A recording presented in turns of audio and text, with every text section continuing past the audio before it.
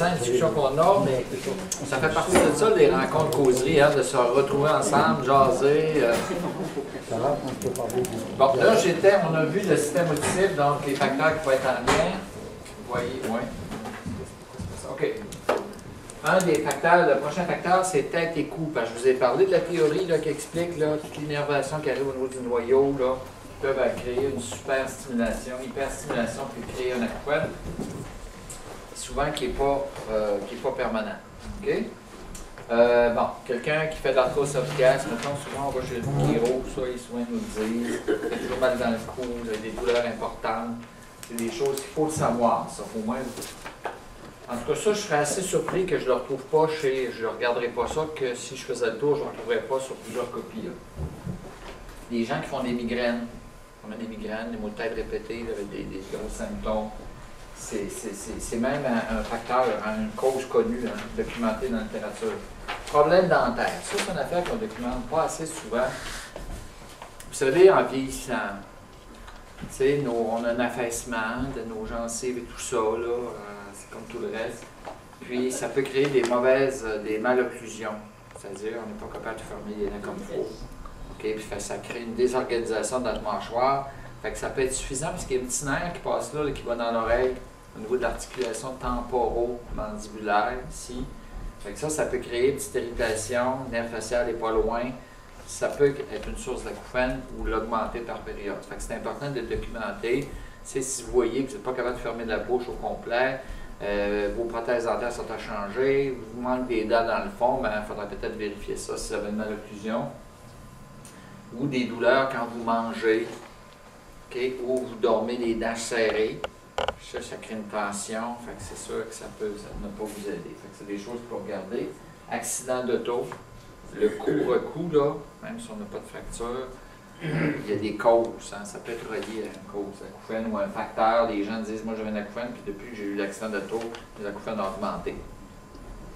Il y a une madame là, que je suis actuellement. Problème d'articulation temporomandibulaire, c'est ça. Fait que ça va pour ça. Ça, c'est un autre facteur.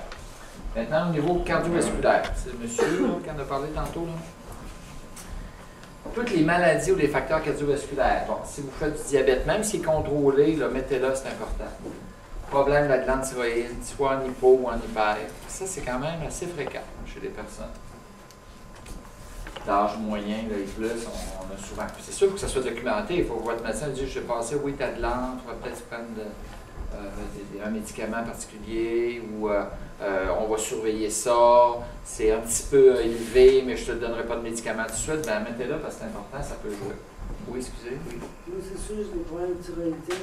Ils sont documentés, là. On est documentés sérieux, mais comme Hippocrate dit, chercher la cause des causes. Derrière le problème de thyroïdien, il y a d'autres causes.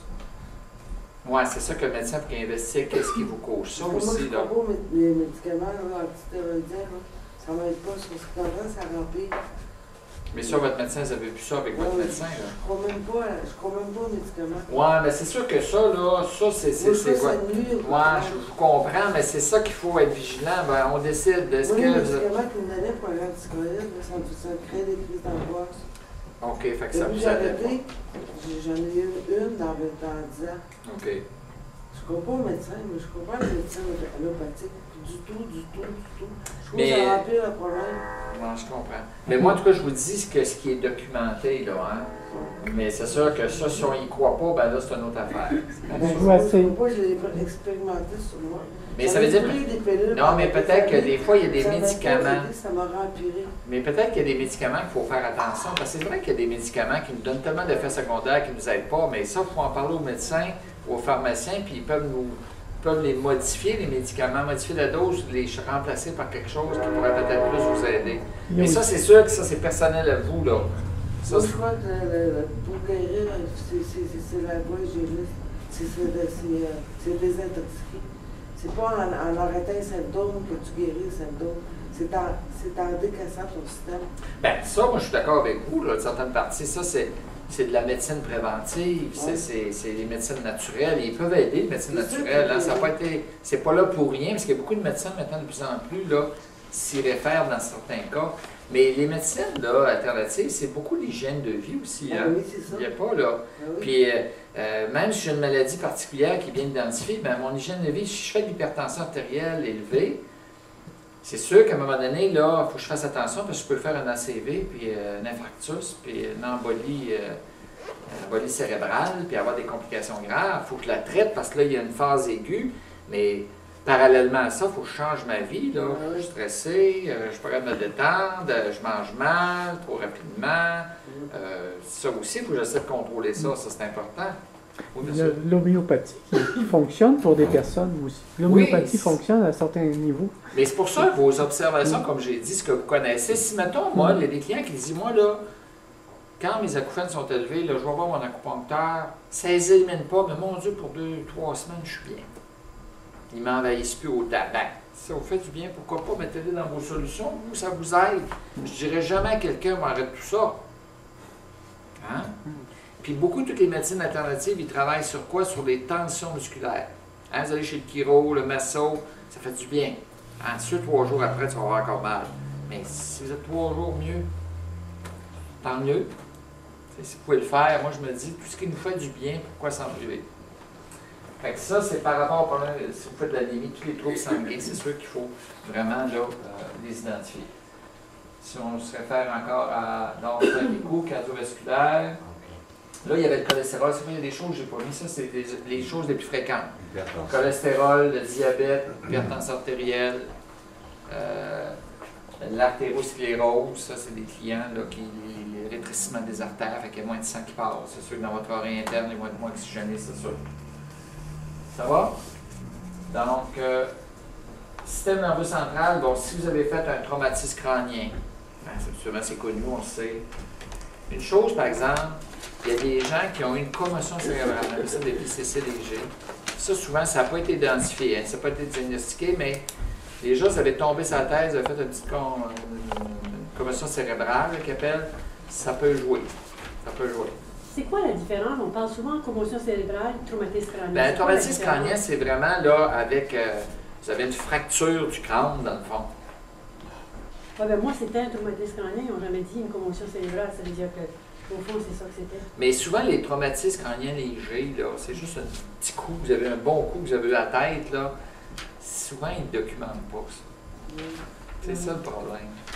Tu sais, ils regardent, là, vous avez un accident, la première chose qu'ils regardent, là, ce qui paraît. Vous saignez-tu de quelque part, la jambe, es-tu pliée de main, puis capable de déplier, es-tu consciente? Ils regardent ça d'abord, hein? C'est la première approche. Après ça, c'est les examens.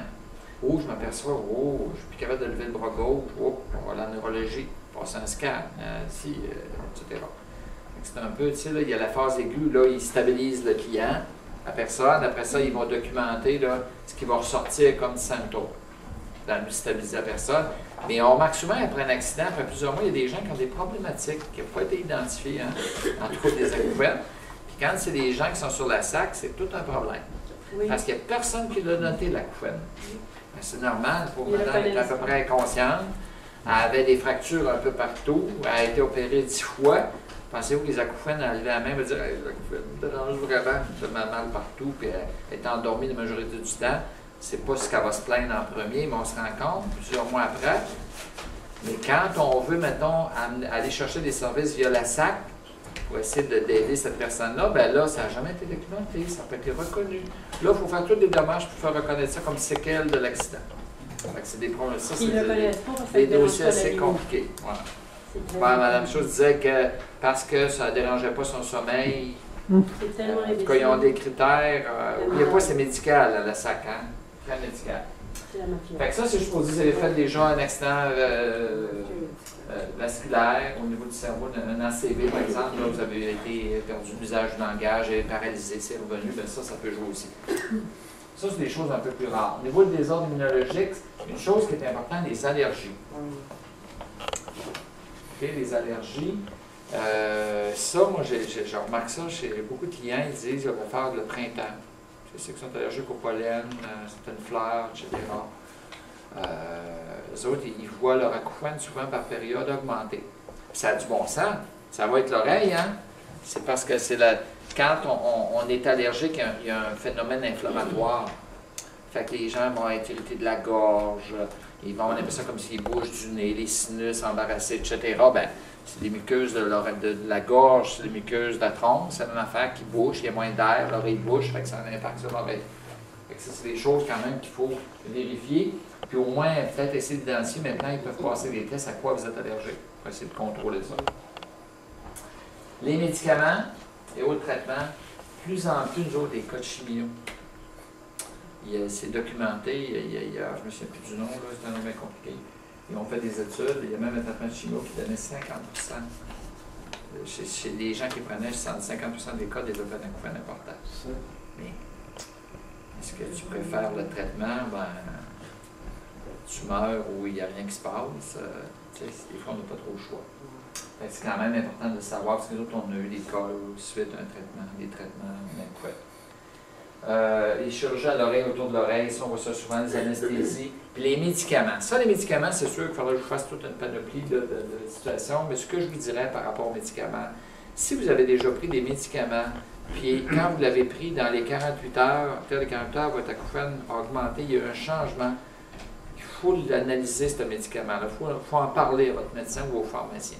Parce que c'est prouvé, il y a toute une liste de médicaments, il y a plusieurs pages, qui peuvent avoir comme effet secondaire des acouphènes. Fait que si vous en avez pas, ça peut en donner. Si vous en avez, ça peut les augmenter. Mais ça ne veut pas dire que ça va chez tout le monde qui prennent le médicament que vous allez avoir un acouphène. Ils disent chez les gens qui ont pris un diurétique de tel le Lasix, je ne sais pas le bon nom, mais en tout cas, c'est un des médicaments qui a répertorié un diurétique. Bien, à ce moment-là, il dit que ça va donner des acouphènes, ils ont répertorié ça chez 1% des gens qui l'ont pris. Mais vous n'êtes peut-être pas dans le 1%. Mais c'est pour ça qu'on dit toujours aux clients, nous autres, vous n'avez pas à les apprendre, les médicaments. Vous avez juste à observer ce qui se passe. Puis à demander à votre médecin, écoutez, moi j'ai de l'acouphène, vous me prescrivez ça, ça peut-tu donner tel... Nous autres, on le met parce que nous autres, ce qu'on fait, on demande toujours aux clients, apportez-nous tous les médicaments que vous prenez, puis nous autres, on les vérifie tous. Ils ne savent pas, les médecins. Non. Ça, c'est une chose que j'ai... quand j'ai fait la formation médecin, c'est la première chose qui les a étonnés. Autant. Sauf qu'ils savent, par exemple, celui-là, fais attention, ça va donner de la diarrhée, ça va donner des brûlements d'estomac, ça va donner mal à la tête, tu vas être étourdi, ça, ils savent. Les acouphènes. C'est tout marqué, mais il faudrait que pour chaque médicament... Vous savez, dans 5 minutes de consultation, il ne peut pas tout vérifier ça. Fait que c'est à vous de prendre le pouvoir là-dessus. Là. Oui, monsieur. Moi, ma pharmacienne, elle m'a tout vu les médicaments que je prends. Elle m'a sorti la liste de tout ce qu'il y avait de l'acouphène dans la liste. Puis tu sais, nos clients, ils nous arrivent, là, les gens qui ont des acouphènes dérangeants en détresse, ils vont prescrire un anxiolytique, un antidépresseur, des pilules pour dormir. Il y en a beaucoup qui ont des effets secondaires qui donnent des acouphènes. C'est un cercle vicieux, là, il faut faire attention. Okay, si je pense que c'est vous autres, moi je pense que c'est vraiment votre pouvoir de le faire, de le questionner au moins. J'ai des acouphènes, ce que vous me prescrivez là, ça peut avoir un effet. Il est payé pour vous donner la réponse. S'il n'est pas capable, allez voir le pharmacien, lui, c'est sa spécialité. Si ça ne marche pas, vous changez, parce que c'est pas normal. Ou allez vérifier sur Internet, tout est écrit sur Internet de toute façon. Fait que ça va?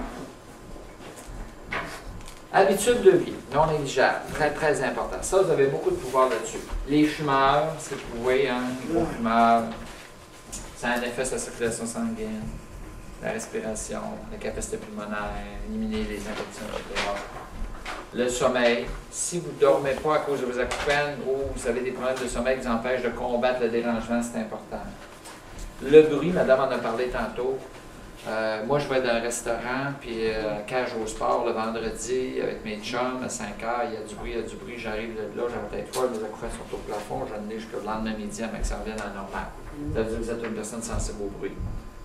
Ça crée une fatigue auditive, ça ne donne pas un effet permanent, mais ça peut créer une fatigue auditive. Il faut le savoir, on ne s'empêche pas de sortir, mais peut-être qu'on revoit comment on va faire nos activités. Ça va, c'est important. C'est quoi la différence entre hyperacousie et fatigue auditive? Fatigue auditive, c'est une fatigue cellulaire. C'est comme, moi, à force de lever un poids, j'ai mal au bras, il faut que je m'en repose. Une fois que je suis reposé, je suis capable de recommencer. Une hyperacousie, parce que la fatigue auditive, il y a des cellules, les petits cils, là, ils s'affaissent. Fait qu'ils sont moins, ils réagissent moins. Une fatigue auditive, c'est si je mesurais l'audition avant et après, il y aurait une baisse d'audition temporaire. Vous entendez moins bien. Ou quand les cellules sont réactivées, vous récupérez l'audition d'avant. Exemple, les travailleurs qui travaillent tous les jours dans le bruit, le matin, ils sont corrects, les cils sont comme ça, le soir, on passe le test d'audition, ils entendent moins bien, puis souvent, ils ont un acouphène. Ils se reposent 16 heures, le lendemain matin, ils vont travailler, tout est revenu à normal. Sauf qu'à force de faire ça tous les jours, plusieurs heures par jour, plusieurs mois par année, des années, bien, les cellules se détruisent. Parce que la fatigue, c'est à force, moi, je n'arrête pas de lever sans arrêt, là, à un moment donné, mon bras, je vais me péter quelque chose qui va arriver. C'est ça, il y a un épuisement cellulaire. Il y a une destruction cellulaire, c'est les cellules qui se détruisent. C'est comme un épuisement nerveux et physique. C'est ça, un peu. Mental. Une fatigue physique, là, c'est une fatigue cellulaire. Ça amène une destruction si c'est trop. Je ne suis pas capable de la récupérer à 100% si ça détruit les structures. C'est comme tes nerfs à vif tout le temps. Un peu. Puis l'hyperacousie, c'est une hypersensibilité au bruit. C'est pas pareil. Une hyperacousie, il faut faire attention. Une hyperacousie, là, sans aller dans les détails, c'est parce que c'est 40% des gens qui ont des acouphènes qui ont ça en plus. Ça, il y a une théorie qui explique ça, je ne vais pas là-dedans parce qu'on va bouger ici. C'est juste pour vous dire que les gens hyperacousiques, là, ils sont sensibles, ils ne sont pas capables de tolérer des bruits que normalement tout le monde tolère. Exemple, j'avais un monsieur, moi, il attendait dans la salle d'attente, la secrétaire passait avec ses petits souliers. Moi, ça ne me dérange pas pantoute.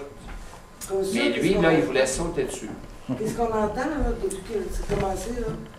Tu sais, j'en parle une couple de personnes, ça va être dans la discussion. Moi, ça me met. Mais ça. Puis l'hyperacousie, ça s'objective, ça se documente, ça se mesure. Parce qu'il y avait des gens qui disaient, moi, je ne tolère pas les bruits, mais je regarde ça, c'est pas objectivé votre affaire. Mais moi, si je vis tout seul tout le temps, puis j'aime le calme, c'est sûr, quand tu vas avoir un peu de bruit, ça va me tomber ses nerfs. C'est une autre affaire. C'est pas une question d'être capricieux ou pas, c'est que tes nerfs à vif, tu n'es plus capable. Mais ça, moi, je vous dirais, madame, vous conseillez de faire documenter ça. Tu sais, vous allez rencontrer.